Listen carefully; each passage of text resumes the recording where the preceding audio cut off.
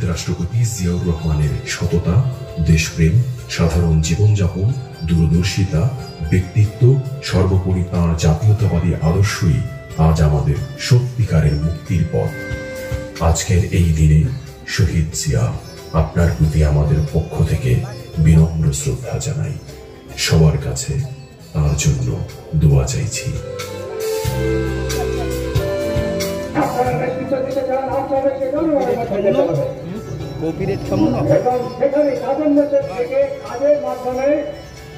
রাজনীতি করে অর্থনৈতিক উন্নতি সাধন করতে হবে।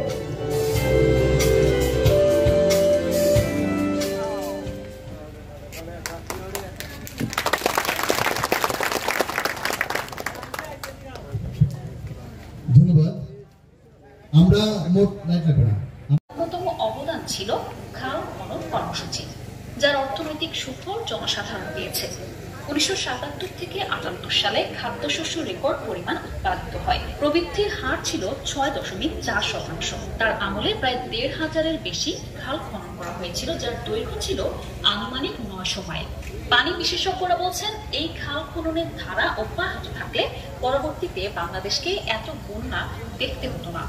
প্রশাসন ব্যবস্থায় জিয়াউর রহমান দূরদর্শী ভূমিকা নিয়েছিলেন। সরকারের সচিবালয়ের সময়ের রাষ্ট্রীয় দায়িত্ব পালনকালে ইরাক-ইরান যুদ্ধে অন্যতম মধ্যস্থতাকারী হিসেবে ভূমিকা পালন করেন।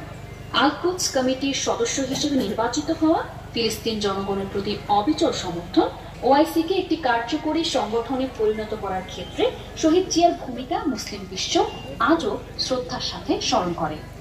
এছাড়া তিনি মূলত মুসলিম বিশ্বের সাথে সুসম্পর্ককে কাজে লাগিয়ে সেখানে বাংলাদেশি শ্রমবাজার সৃষ্টি করে সরকারিভাবে কর্মী প্রেরণ করেন। বায়রা সূত্রে জানা যায়, জিয়াউর রহমান ক্ষমতায় আসার পর মধ্যপ্রাচ্য সহ মুসলিম দেশগুলোতে জনশক্তি রপ্তানির ঐতিহাসিক সূচনা করেন। একই সাথে জিয়াউর রহমানের শাসনামলে বাংলাদেশে জাতিসংঘ নিরাপত্তা পরিষদে অস্থায়ী সদস্য হিসেবে নির্বাচিত হয়।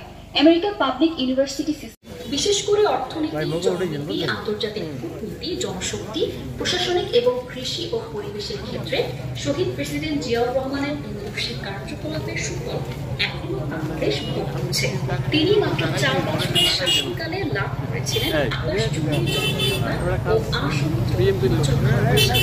প্রেসিডেন্ট জিয়াউর রহমানের শাসনকালে বাংলাদেশের রাজনীতি, অর্থনীতি এবং কূটনীতিতে মৌলিক বাঁক বদল ঘটেছে বলে জানা যায়। এসব ঘটনার বিশ্লেষণে দেখা যায়, জিয়াউর রহমান ক্ষমতাসীন হবার পরে জনমতের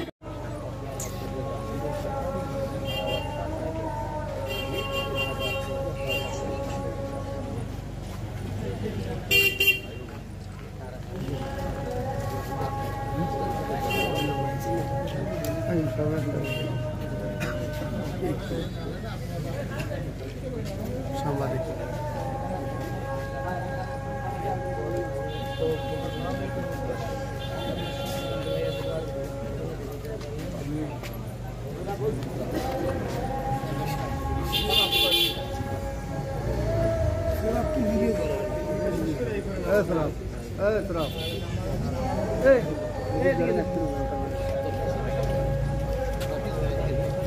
তারগুলো খেয়াল করেন, তারগুলো ভাই